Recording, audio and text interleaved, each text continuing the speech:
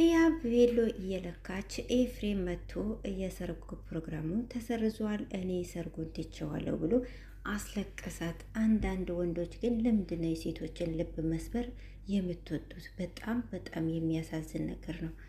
አሰላሙ አለይኩም ወረህመቱላሂ ወበረካቱ። ቤተሰብ እንዴት ናችሁ? ሰላም ናችሁ? አልሐምዱሊላህ እኔ ጋር ሁሉ ሰላም ነው። በያላችሁበት ሰላማችሁ ብዝት ተረፍ ይበልልኝ።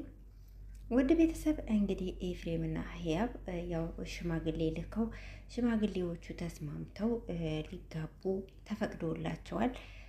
ልጅህን ለልጄ ሰጥተናል ተባብሎ ሁሉ ነገራቸው ተነጋግሮ ልጆቹም ተዋደው ወላጆቹም ወደው ፈቅደው ተስማምተው ጨርሰው ነበረ። እንግዲህ የጋብቻም ፕሮግራም እንዲያካሄዱ ተፈቅዶላቸው ነበረ።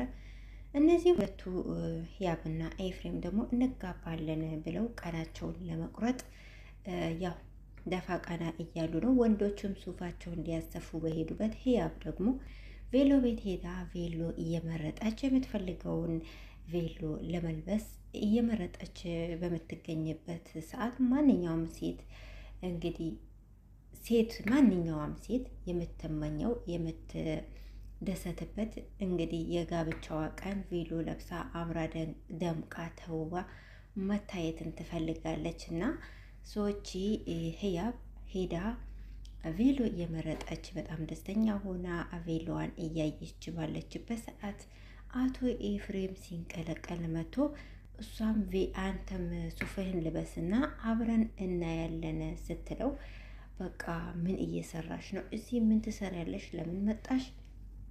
እኔ ጭራሽ ሰርጉን ፕሮግራም ትቼዋለሁ፣ ሰርግ የሚባል ነገር የለም ብሎ አስለቀሳት። በጣም ነው ያሳዘነች። የእውነት ነው ምላችሁ።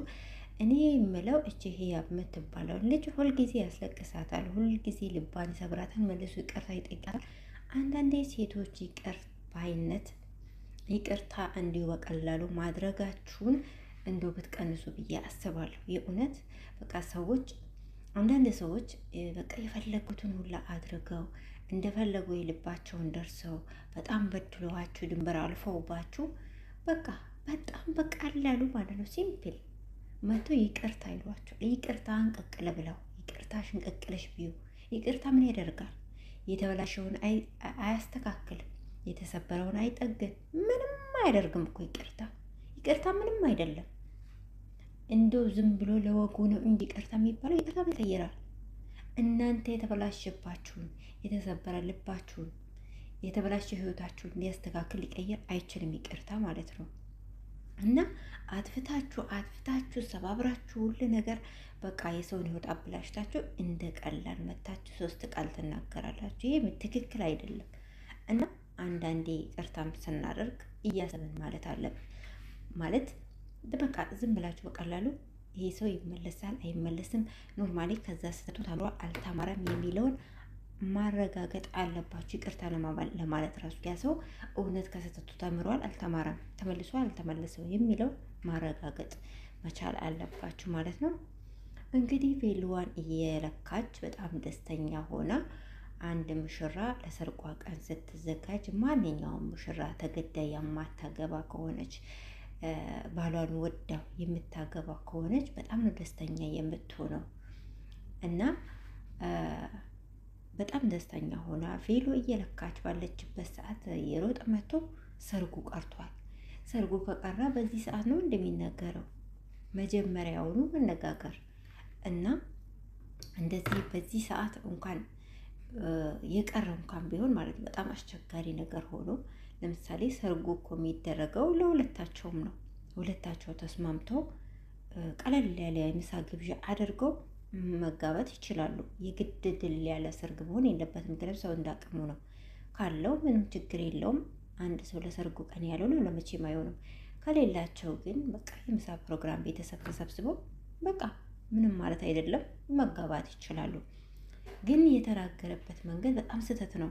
እሷ በጣም ደስተኛ ሆና ወንዶቹ ሱፍ እየለኩ ነው ብላ እሱ መጥቶ ሱፉን ለብሶ አብረን ፎቶ እንነሳለን ብላ በጣም ደስተኛ ሆና እያሳየችው ምንድን የምታረጊው?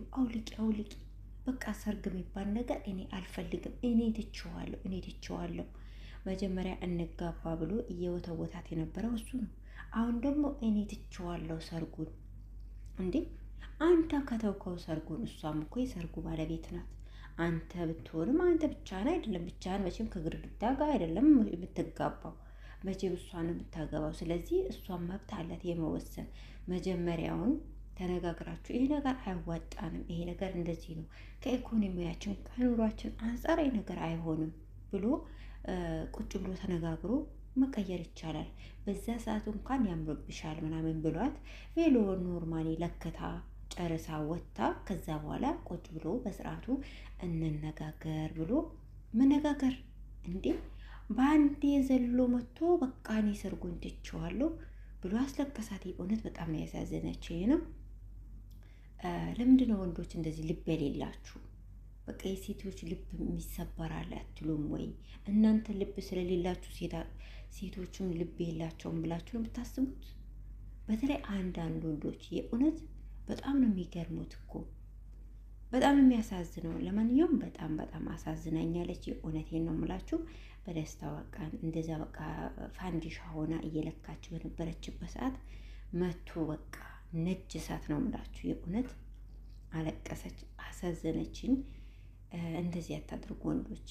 እንደው ልብ ግዙ፣ እንደው ልብ ግዙ፣ እንደው ለፈጣራችሁ ስትሉ ማለት ነው። የእውነት በጣም የሚደብረው። ለማንኛውም እንግዲህ ሰርጉ በምን ምክንያት እንደቀረ ምን እንደሆነ ወይ ደግሞ ፕራንክም ይሁን አላውቅም፣ ቀጣይ እናያለን። ግን ፕራንክ አይደለም ትቼዋለሁ ብሎ ነው እንግዲህ ግጥም ግግም ብሎ የወጣው። እስኪ ቀጣይ ምን እንደሚፈጠር አብረን የምናይ ይሆናል። እስከዛ ሰላም ሁኑልኝ፣ ሰላማችሁ ብዝት ይበል። እስካሁን አብራችሁ ስለነበራችሁ ከልብ አመሰግናለሁ።